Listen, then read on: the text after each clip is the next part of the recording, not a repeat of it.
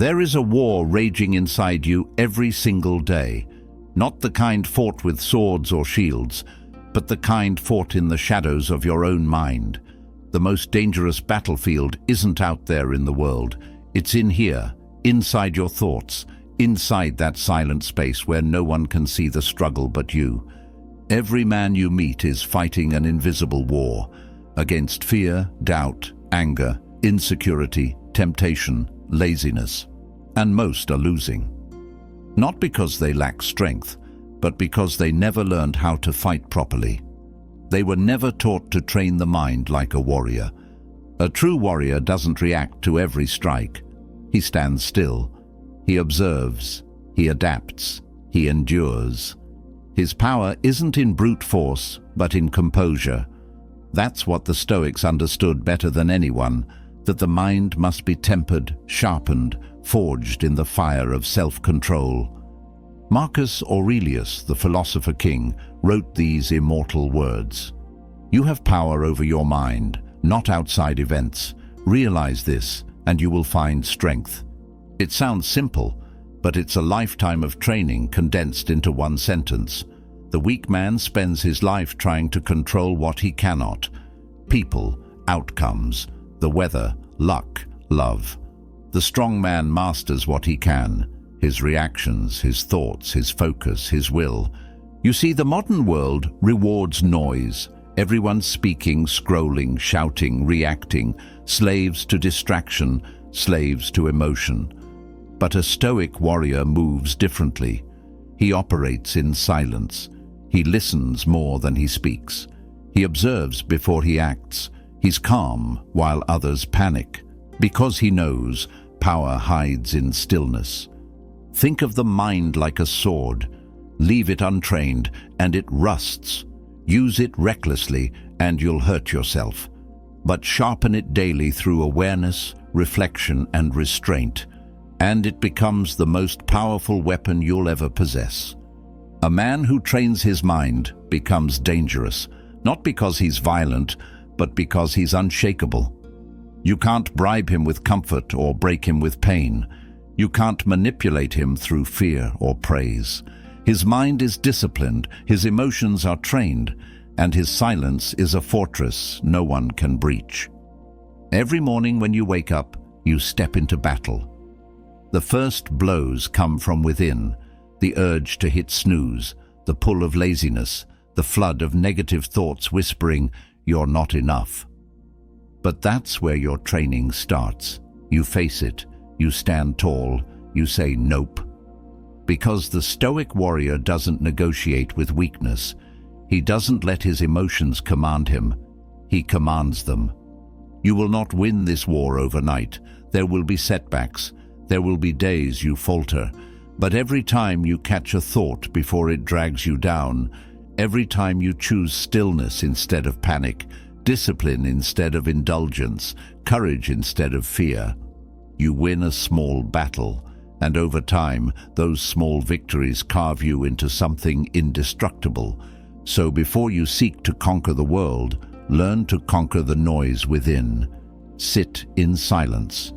Observe your thoughts without judgment. Let them come and go like clouds passing over a mountain, because beneath the noise, beneath the chaos, beneath every storm, there's something unmovable inside you. That's your warrior's mind. And once you master that silence, no one can ever control you again. If this message hits you deep, like this video, subscribe to Stoic Blessing, and comment below, "I command my mind. I do not obey it." Your greatest enemy doesn't live outside of you. It doesn't wear armor. It doesn't carry a sword. It doesn't shout in your face or attack you in the streets. It whispers, quietly, constantly, from the inside. That enemy is your own mind. Every man wants to believe that his obstacles are out there, that it's the people who betrayed him, the boss who overlooked him, the world that's unfair. But the truth is harder to face. The truth is that the most dangerous enemy you'll ever meet lives in your head. It's that voice that says, "You're not good enough." The one that tells you to quit when it gets uncomfortable. The the one that makes you replay the same regrets on repeat like a broken record, that's not you. That's your untrained mind. And if you don't master it, it will master you. The Stoics understood this long before psychology had a name for it. Marcus Aurelius, who ruled the Roman Empire while battling constant wars and plagues, still wrote, "The soul becomes dyed with the color of its thoughts." He meant that whatever you allow to dominate your mind will eventually dominate your life. When your thoughts are weak, you become weak. When your thoughts are chaotic, you live in chaos. But when your thoughts are disciplined, focused, clear, calm, you move through life like a warrior through a storm, untouchable. You see, most people think the mind is like a mirror, reflecting reality. Nope. The mind is a painter. It colors everything you see. And if you let fear or anger hold the brush, your world becomes dark, hostile, miserable. But if you train your mind through reason, discipline, and Stoic practice, you'll start seeing life through the eyes of a general. Calm, strategic, detached from emotion, but deeply aware. The untrained mind panics when things go wrong. It catastrophizes. It spirals. The trained mind observes. It says, "This happened. Now what's the best move?" The untrained mind says, "Why me?" The trained mind says, "Let's adapt." The untrained mind looks for comfort. The trained mind looks for control, not of others, but of itself.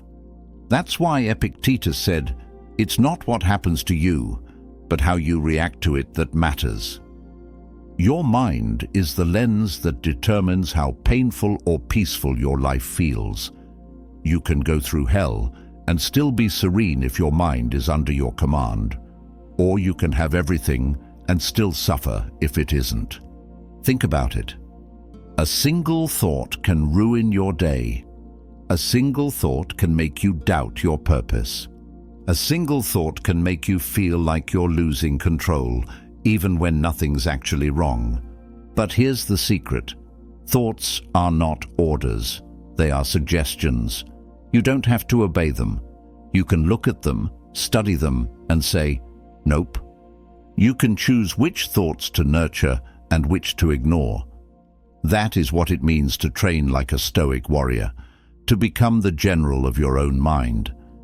Every time a negative thought rises, treat it like an enemy scout breaching your camp. Don't panic. Don't fight with rage.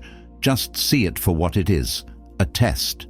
Observe it, disarm it, replace it, because once you learn that not every thought deserves your attention, you've already won half the battle. This is where awareness becomes armor.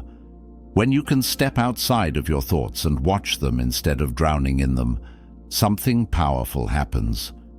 You create distance. And in that distance lies your freedom. That's the moment you stop reacting like a slave and start commanding like a Stoic warrior.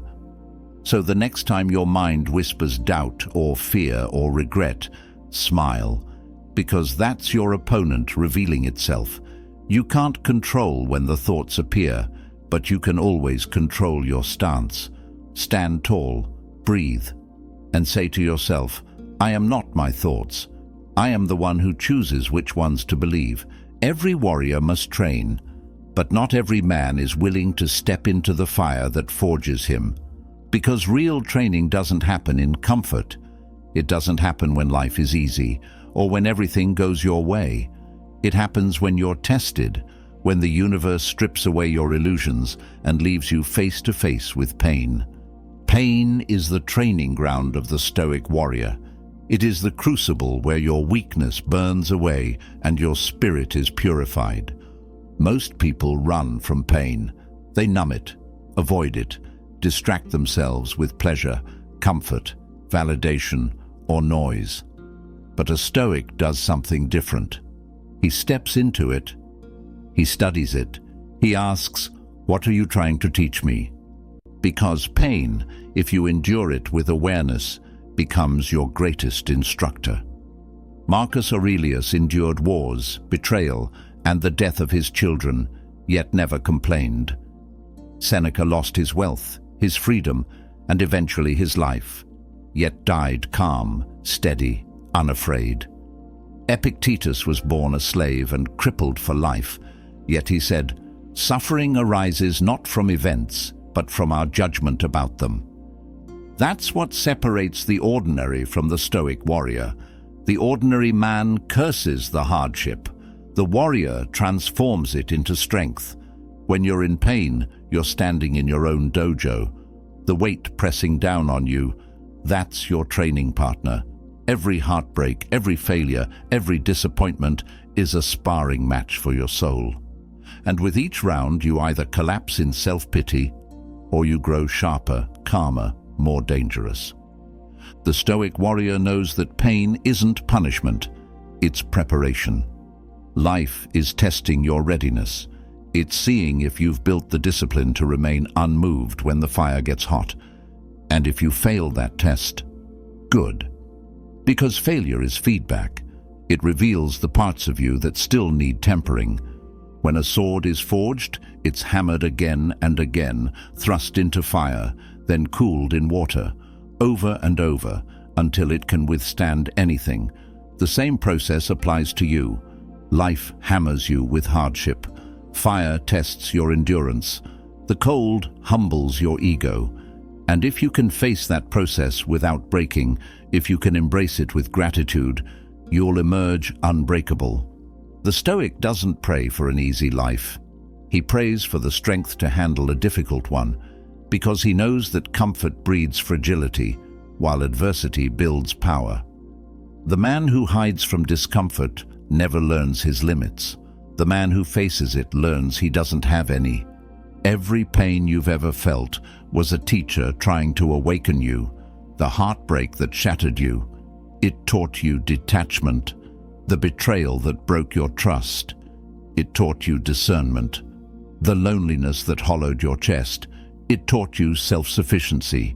These are lessons the weak will never learn because they refuse to sit with their pain long enough to hear the message. But not you. You're here because something inside you refuses to stay soft. You're ready to train like a warrior, not just in body, but in mind, spirit, and heart. That means you stop asking, "Why is this happening to me?" and start saying, "This is happening for me." Every hardship is an invitation to rise above your former self. Every challenge is a chance to prove that you're becoming who you were meant to be. Pain is the forge, endurance is the fire, and resilience is the steel that emerges when you refuse to give up. So the next time life tests you, don't curse it. Don't say, "Why me?" Say, "Nope, I was built for this." Every warrior learns early that strength without control is chaos. A sword is useless in the hands of someone who cannot stop themselves from swinging it wildly. The same is true for your emotions. You see, emotions aren't your enemy. They're raw energy. They are the storm, the fire, the thunder inside you. But if that fire isn't harnessed, it burns your own house down. If you don't learn to control it, it will control you. The Stoics weren't emotionless statues. They felt everything: pain, loss, love, anger, desire, just like you. The difference is they didn't let those emotions drive their decisions. They could feel the storm without being the storm. That's what true emotional mastery looks like. When Epictetus said, "No man is free who is not master of himself," he was talking about this. Freedom begins the moment you stop reacting and start responding. The moment you stop letting every emotion pull you around like a puppet. Think of your emotions like wild horses. They're powerful. They can take you far. But if you don't train them, they'll throw you off and drag you through the mud. A Stoic warrior doesn't kill the horse. He learns to ride it. He channels its power with patience, awareness, and discipline. In a world full of people addicted to emotional outbursts, anger, jealousy, panic, resentment, emotional control becomes your unfair advantage. It makes you rare. While others are exploding, you're breathing. While others are desperate to prove themselves, you're calm and calculating. That silence, that composure, makes you dangerous, because the man who controls his emotions cannot be manipulated. Think about how many people lose everything because they couldn't master a moment of anger. How many relationships are destroyed by pride? How many dreams are abandoned because someone let fear decide for them? That's the cost of emotional slavery. A Stoic warrior sees emotion rise, but instead of drowning in it, he observes it. He lets the anger come, but he doesn't speak until it passes. He feels the sadness, but he doesn't let it rewrite his story. He acknowledges desire, but he doesn't become a slave to it.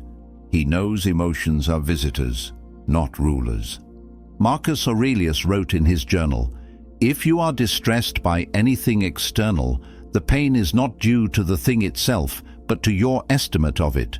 What he meant is this: the event isn't what breaks you, your interpretation of it is. You can't control what happens, but you can always control what you make it mean.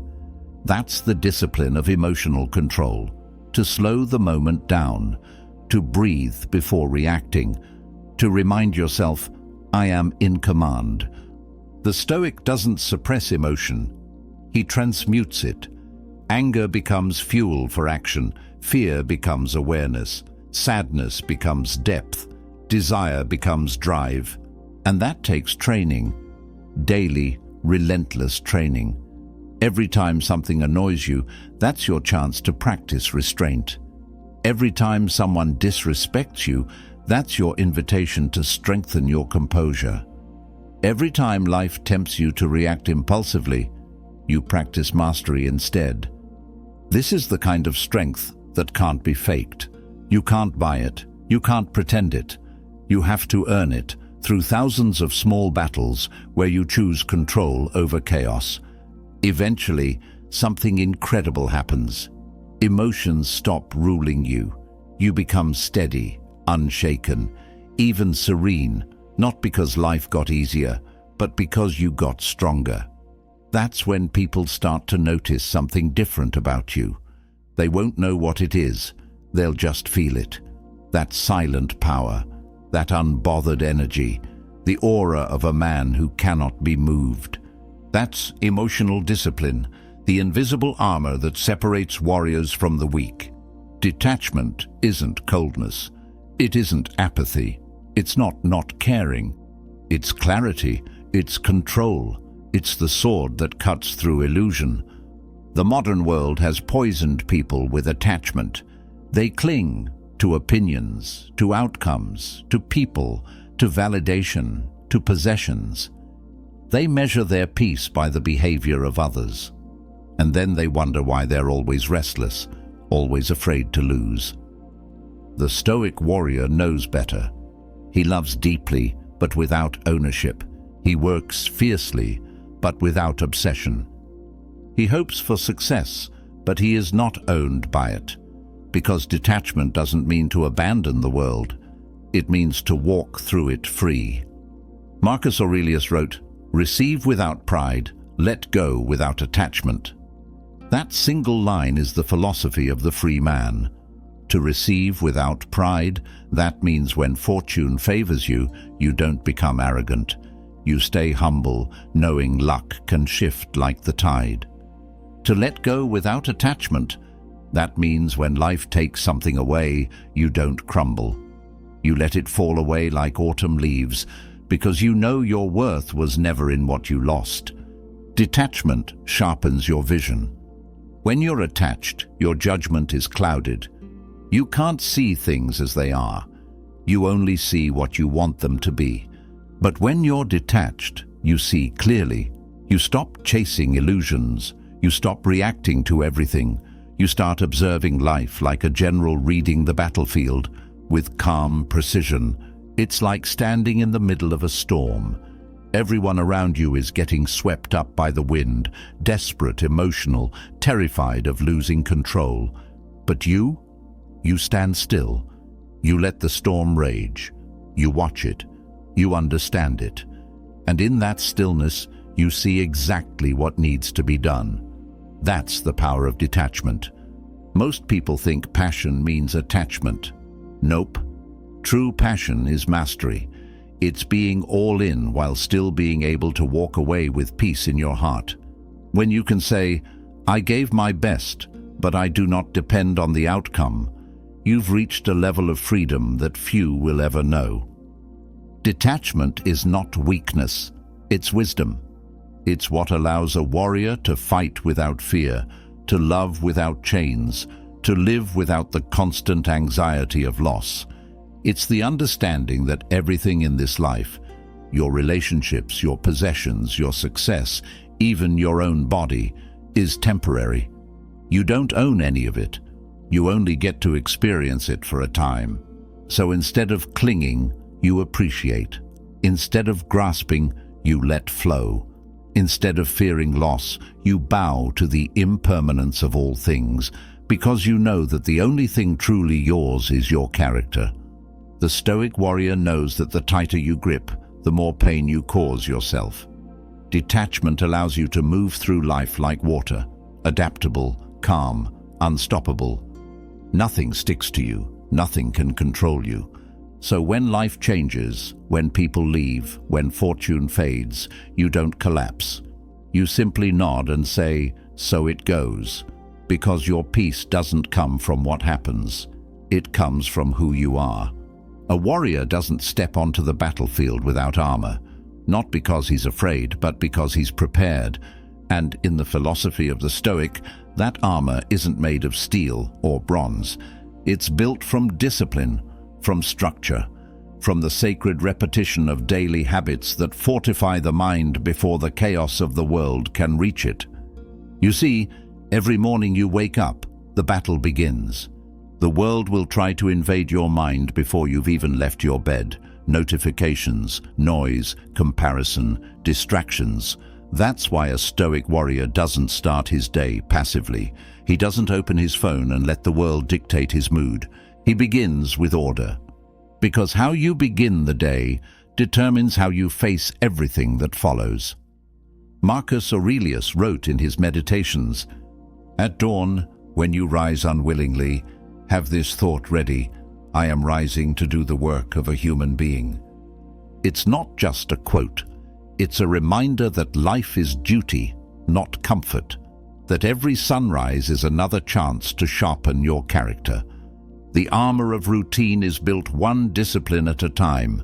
Waking up early, that's your shield against laziness. Cold showers, your training in discomfort. Meditation, your helmet of stillness. Journaling, your sword of reflection. Exercise, your discipline in motion. Reading philosophy, your sharpening stone for the mind. These aren't random habits, they're armor plates. Each one protects you from a weakness that can destroy you: hesitation, anger, confusion, fear.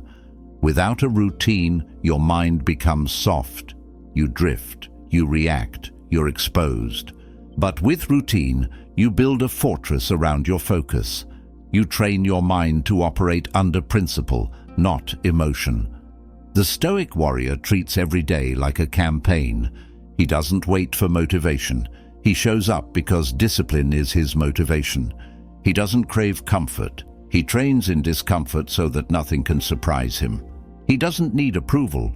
His reward is the mastery of his own soul. Seneca said, "Discipline strengthens the mind so that it becomes impervious to fear." That's why the small things matter.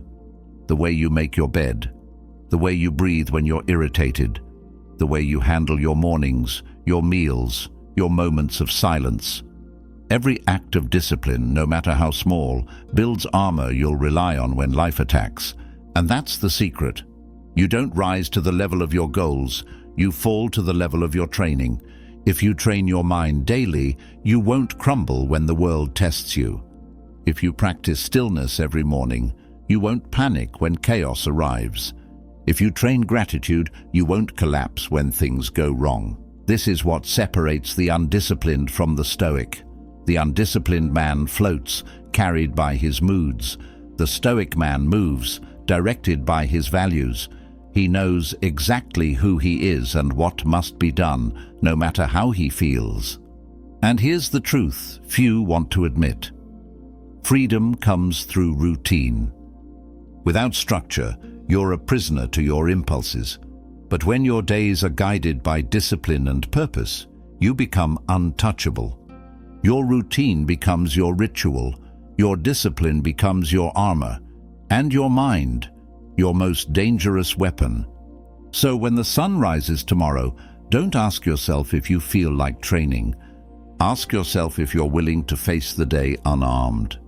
The greatest weapon of the Stoic warrior is not his sword, it's his perspective. Because life doesn't break you through events, it breaks you through perception. Two men can live through the same storm. One drowns, the other learns to sail. The difference isn't in what they faced, but in how they saw it. That's the shield of perspective, the ability to shape reality through the mastery of your own interpretation. Marcus Aurelius said, "The universe is change. Our life is what our thoughts make it." In that single truth lies everything. You cannot control what happens, but you can always control the meaning you give it. When something painful happens, betrayal, failure, rejection, the weak man collapses. He says, "Why me?" The Stoic warrior says, "Good." Another test. The event itself is neutral. It's your judgment that gives it weight. That's why perspective is a shield, because nothing can pierce the mind that refuses to be poisoned by misinterpretation. Think about this. Most people suffer not because of what happens to them, but because of how they think about what happens to them. They replay it, dramatize it, label it as unfair, impossible, or ruined. And in doing so, they give the moment more power than it ever had. The Stoic sees differently. He steps back. He observes the situation like a tactician studying a battlefield. He doesn't say, "This shouldn't have happened." He says, "It did. Now, what will I do with it?" That shift from resistance to acceptance is the beginning of all wisdom. Because resistance chains you to suffering, but acceptance frees you to act with clarity. Seneca wrote, "A wise man adapts himself to circumstances as water shapes itself to the vessel that contains it." That's perspective. When life changes, the Stoic flows with it. When fate alters his path, he walks it willingly, because he knows fighting reality is the fastest way to destroy yourself. Perspective doesn't mean pretending everything's perfect. It means seeing things accurately. You don't deny the pain. You define it. You say, "Yes, this hurts. But this too is part of my training." You don't deny the obstacle. You use it. You say, "This will strengthen me." The Stoic warrior turns problems into preparation. He turns setbacks into strategy. Every event becomes a teacher. Every hardship becomes a forge. Every loss becomes a lesson in detachment. That's how you move through life untouched by misfortune, because you've trained your mind to see opportunity where others see despair. When Marcus Aurelius faced betrayal, he didn't curse the traitor. He studied human nature. When Seneca was ordered to take his own life, he met death calmly, as if greeting an old friend. When Epictetus was beaten as a slave, he said, "You can break my leg, but you cannot break my spirit." That's not delusion, that's power. That's the shield of perspective in action. And here's the paradox. The stronger your perspective becomes, the less the world can harm you. Because even when it strikes you, you see through it. You realize life isn't happening to you. It's happening for you. To refine you, to expose your weaknesses, to mold you into someone worthy of peace. So, when fate throws its next blow, don't say, "Why this?" Say, "For what purpose?" And when you answer that question honestly, you'll find that every event, even the painful ones, had meaning. Every true warrior lives by a code. Without one, his power turns reckless, his strength becomes dangerous, and his purpose fades into chaos. The Stoics understood this long before armies had banners, that without a code, a man drifts, but with one, he becomes unstoppable. The Stoic warrior's code is simple but absolute. It is not written in stone or carved into temples. It's etched into his soul through daily action, sacrifice, and self-discipline. That code has 4 pillars: wisdom, courage, justice, and temperance. Wisdom, to see the world as it truly is, not as your emotions want it to be. Wisdom is clarity. It's the refusal to be blinded by anger, desire, or fear. The Stoic warrior seeks truth over comfort, even when that truth hurts. He questions his own assumptions, studies his reactions, and learns from every experience. Wisdom means pausing before speaking. It means choosing understanding over judgment. Because a wise man doesn't react, he responds with precision. Courage, to act rightly even when you're afraid. Courage isn't the absence of fear, it's mastery over it. Every day life tests you, in small ways and in great ones. Courage is what separates the man who hesitates from the one who steps forward. It's what allows you to face pain, loss, and uncertainty without surrendering your integrity. Marcus Aurelius said, "If it is endurable, then endure it." Stop complaining. That's courage in its purest form, silent, steady, unwavering. Justice, to treat others with fairness, even when no one is watching. Justice isn't just about laws or punishment, it's about character. A Stoic warrior doesn't deceive, exploit, or use others as tools. He knows that strength means nothing if it's not guided by virtue. He honors his word. He acts with respect. He understands that integrity isn't a performance. It's who you are when no one can see you. To the Stoic, justice is the measure of a man's soul, because you can't claim to control your mind if you can't control how you treat others. Temperance, the art of balance. Temperance is the shield against excess. It's the ability to master your desires before they master you. We live in a world that worships indulgence, endless pleasure, distraction, consumption.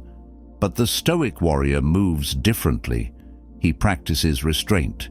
He knows that moderation doesn't weaken desire. It purifies it. He takes what he needs, not what he craves. He acts with purpose, not impulse. Because power without self-control isn't strength, it's destruction. Together, these 4 virtues form the code that every Stoic warrior must live by. Wisdom gives him clarity. Courage gives him strength. Justice gives him honor. Temperance gives him balance. When he fails, and he will, he doesn't collapse in guilt. He reflects, learns, and realigns with the code. Because the Stoic path isn't about perfection, it's about practice. Every sunrise is another chance to live by your code a little better than yesterday.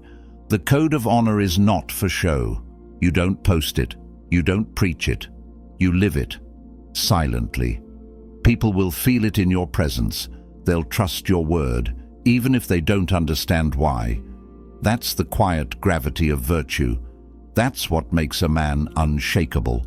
When you have a code, you can stand alone and never feel lost. Because even if the world burns, your principles remain your compass.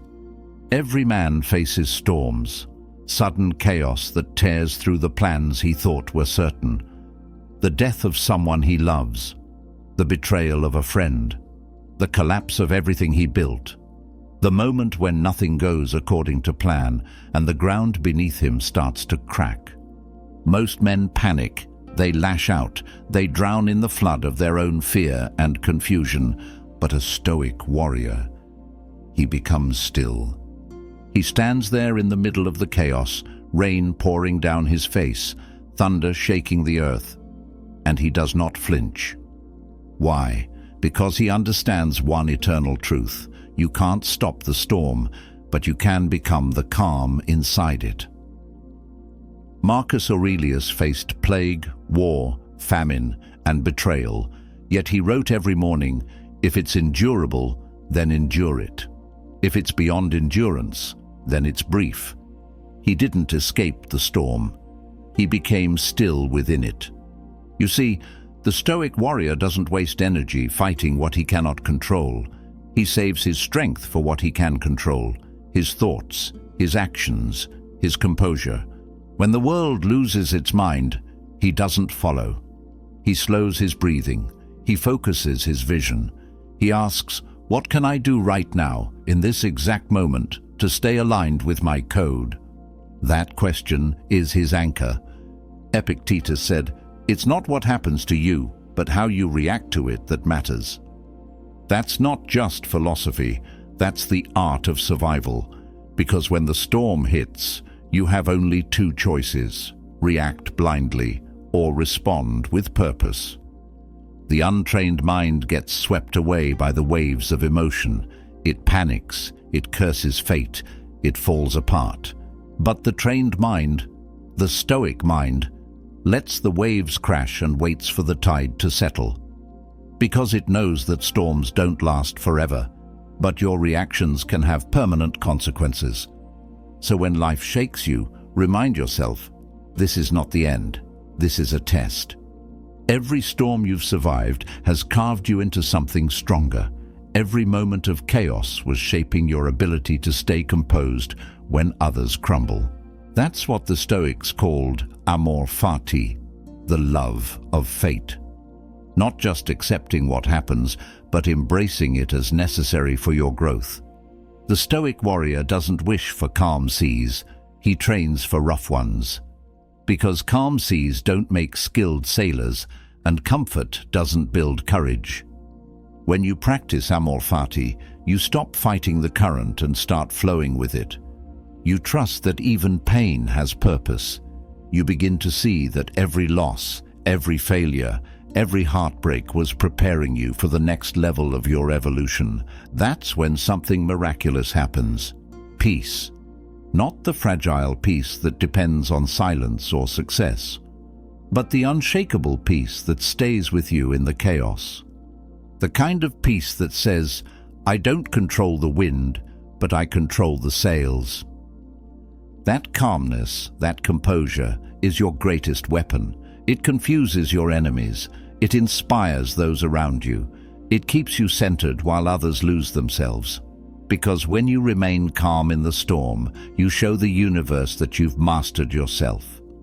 The Stoic warrior walks through the storm with quiet confidence, whispering to himself, "Let it come. I've been preparing for this my whole life." So when your next storm hits, and it will, don't run, don't curse, don't crumble, stand tall, breathe deep, and remember, you are the calm, not the chaos. Everything you've learned, every hardship, every lesson, every moment of silence and struggle leads here. To the final and highest form of discipline, self-mastery. Because in the end, that's what this entire path is about. Not conquering others, not winning arguments or battles, but conquering yourself. The most brutal war a man will ever fight is the one between who he is and who he knows he could be. Marcus Aurelius ruled the greatest empire on earth, yet he wrote to himself like a humble student. It is not that we have a short time to live, but that we waste much of it. He understood that mastery isn't about dominance, it's about direction. It's about aligning your thoughts, your emotions, and your actions into a single, unbreakable will. Self-mastery means this: You are no longer driven by impulse, emotion, or ego. You move with reason. You act with purpose. You live by your code, even when no one is watching. That is what it means to be free. A man who cannot command himself is a slave, no matter how strong he looks, how much money he makes, or how many people fear him. A man who has mastered himself needs nothing else. He can lose everything and still walk calmly through the ruins, because his strength doesn't come from what he owns. It comes from who he has become. When you master yourself, your mind becomes your ally. Your emotions become your messengers, not your masters. Your actions become deliberate. Your words become powerful. Your presence becomes magnetic. You no longer chase things. Things begin to align with your purpose. Self-mastery is a lifelong pursuit. It's not a switch you flip. It's a fire you keep feeding every day through awareness, discipline, and humility. It means facing your darkest parts without fear, your jealousy, your anger, your lust, your laziness, and saying, "I see you, but you don't rule me." The Stoic warrior doesn't pretend to be perfect. He accepts that he will fall, fail, and falter. But he always returns to the path, always, because he knows the point is not to avoid struggle. The point is to become the kind of man who can endure it with grace, wisdom, and strength. When you master yourself, you become untouchable. The world can praise you or condemn you, and it changes nothing. You remain centered, calm, grounded in your purpose. Because power no longer means control over others. It means control over your inner kingdom. And that, my friend, is the essence of Stoicism. The ability to look into the mirror and say, "I no longer seek to rule the world, I seek to rule myself." So from this day forward, walk like a warrior of reason. Speak like a man of calm fire. Move like someone who cannot be shaken. Because the greatest victory you will ever win is the one no one else can see. The victory within. If this message resonated with your soul, then like this video, comment below, "I am the master of myself," and subscribe to Stoic Blessing to join the ranks of the Stoic soldiers. Thank you for watching, and remember, the mind is your weapon. Train it like a warrior. Shield